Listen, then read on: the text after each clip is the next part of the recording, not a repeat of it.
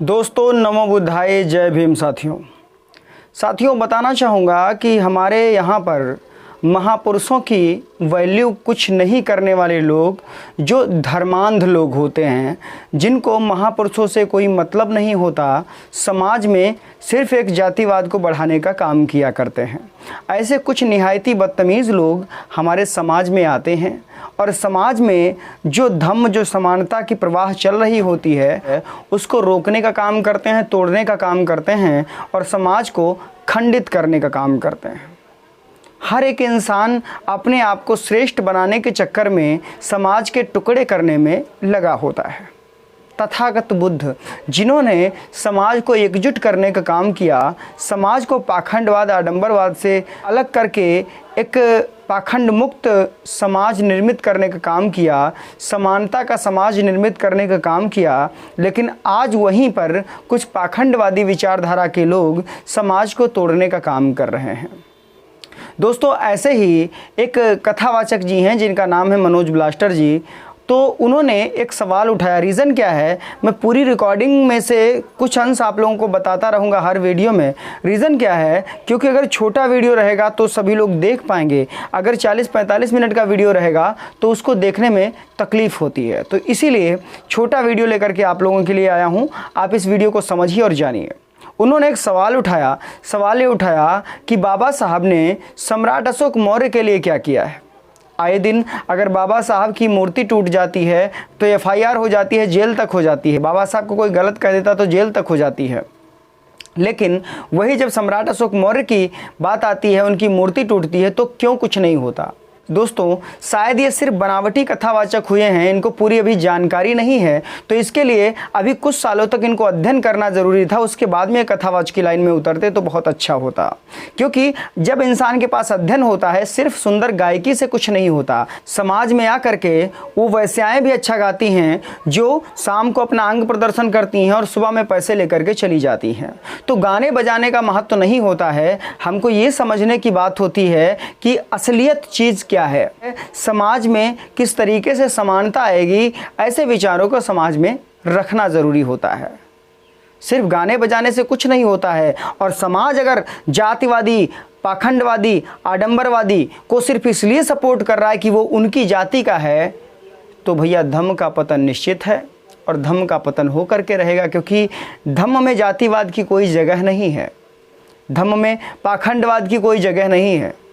और जो धम्म में जातिवाद करता है वह कभी भी धम्म प्रचारक हो ही नहीं सकता, ये समझिएगा।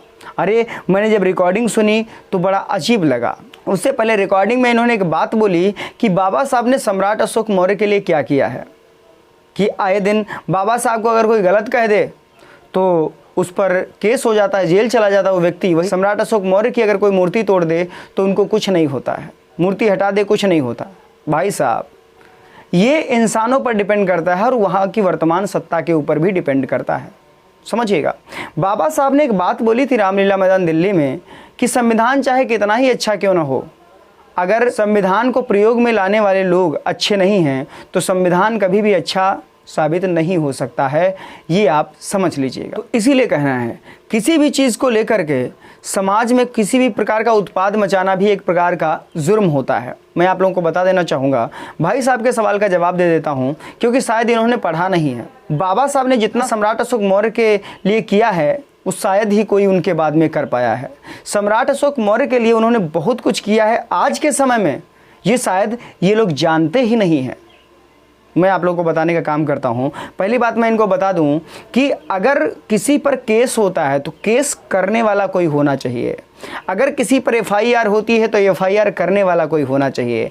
अगर आपको मूर्ति दोबारा लगानी है तो आज के समय में सत्ताधारी विरोधी हैं तो आपको क्या करना है, उसके लिए संघर्ष करना पड़ता है। अगर आप संघर्ष नहीं कर पाएंगे तो कहाँ से अपने अधिकारों को पा पाएंगे। तथागत बुद्ध ने बात बोली, बुद्धं शरणं गच्छामि, धम्मं शरणं गच्छामि और संघं शरणं गच्छामि। वही बात बाबा साहब ने बोली, शिक्षित बनो, संगठित रहो और संघर्ष करो। जब तक संघर्ष नहीं करोगे अपने अधिकारों के लिए, तब तक आपके अधिकार आपको मिलेंगे नहीं। ज़माना बदल चुका है, आपके अधिकारों को छीनने के लिए बड़े से बड़े लोग बैठे हैं। इसीलिए संघर्ष बहुत ज़रूरी होता है। ये आपको समझना पड़ेगा। आप अगर संघर्ष नहीं करेंगे तो कुछ नहीं होगा। ये तो बात हो गई सम्राट अशोक की मूर्ति को हटाने को लेकर FIR क्यों नहीं होती। तो FIR होगी तब जब इंसान करेगा तब, समझ रहे हैं। और सत्ताधारियों को मजबूर भी करना पड़ता है, ये भी समझ लीजिए, समझ रहे हैं ना।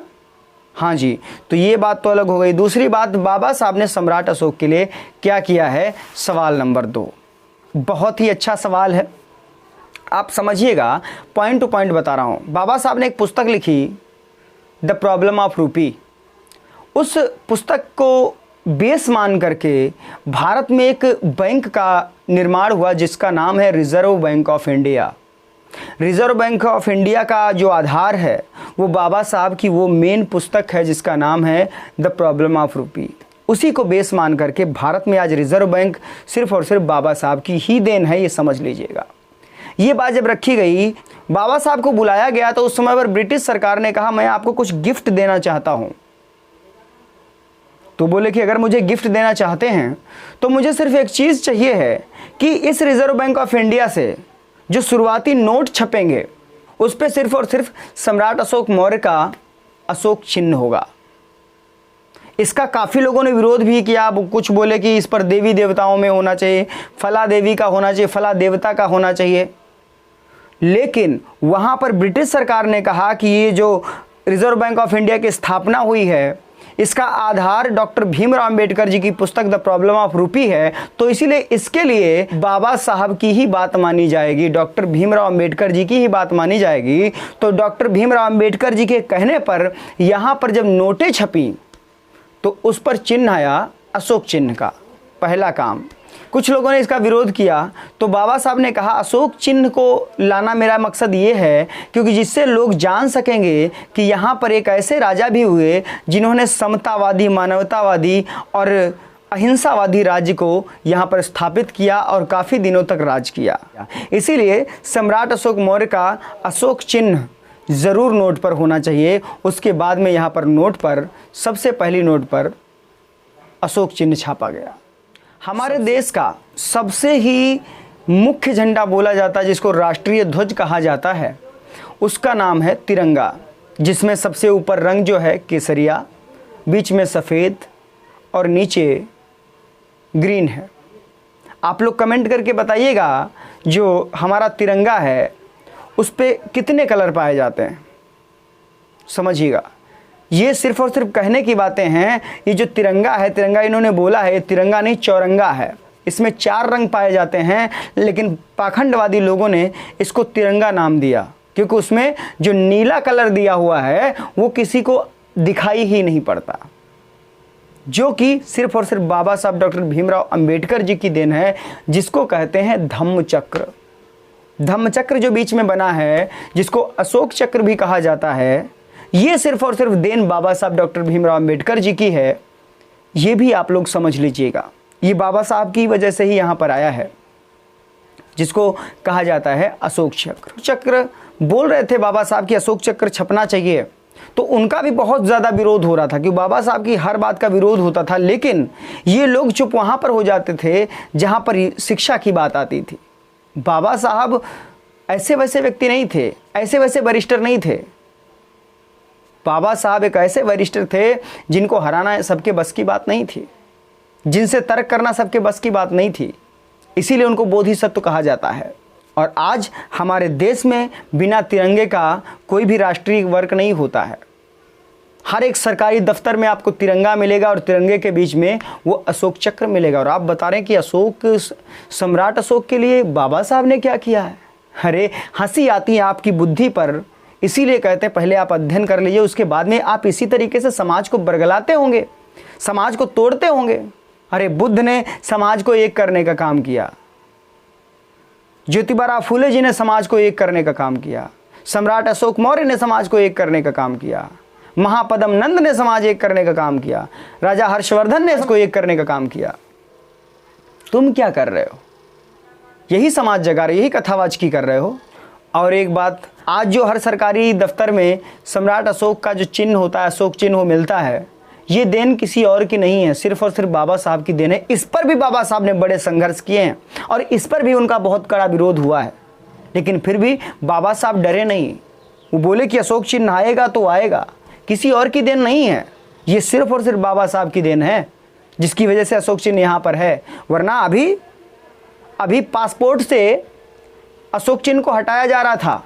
यहाँ पर लोकतंत्र की बात रही, बाबा साहब के संविधान की बात रही, लोगों ने आंदोलन किया और उस अशोक चिन्ह को दोबारा लाया गया। कहाँ थे तुम? इसके लिए न्यूज़ जानना जरूरी होता है, वो आपके बस की है नहीं, क्योंकि आप सिर्फ बड़ी बड़ी बातें करना जानते हो, सच्चाई क्या है उससे दूर रहना जानते हो और कुछ नहीं। बात समझ में आ रही है? तो इन बातों को समझिए और सच्चाई जाननी बहुत ही ज़रूरी होती है। अगर हम सच्चाई नहीं जान सकते तो कुछ नहीं जान सकते। इसीलिए आगे जब भी बोलिए तो पहले अध्ययन कर लीजिए, उसके बाद में बोलिए, बहुत अच्छा होता है। इतना बड़ा काम सम्राट अशोक के लिए करना शायद किसी के बस की बात होगी। आज पूरे देश में अशोक चिन्ह को जाना गया, हर एक दफ्तर में अशोक को जाना गया। कोई भी सरकारी इंसान सरकारी मालूम नहीं देता, कोई भी नोट रद्दी बन सकता है बिना अशोक चिन्ह के।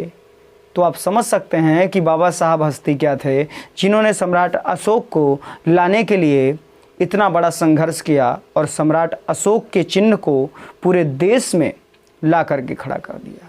और ये ही नहीं, अशोक चिन्ह को बाबा साहब ने ही राष्ट्रीय चिन्ह बनाने पर भी प्रेशर दिया। राष्ट्रीय चिन्ह ये सिर्फ और सिर्फ बाबा साहब की ही देन है कि आज राष्ट्रीय चिन्ह जो है वो हमारा अशोक चिन्ह है। तो इस बात को समझें और जानें, और बाबा साहब जैसे महापुरुषों को पढ़ने की ज़रूरत है आपको, तो पहले उनको पढ़ लीजिए, उसके बाद में बात करिए। दोस्तों, जानकारी सही लगी तो वीडियो को शेयर जरूर करिएगा, एक लाइक कर दीजिए प्यारा सा, और कमेंट करके ज़रूर बताइए वीडियो कैसा लगा। मिलते हैं अगले वीडियो में, तब तक के लिए नमो बुद्धाय, जय भीम।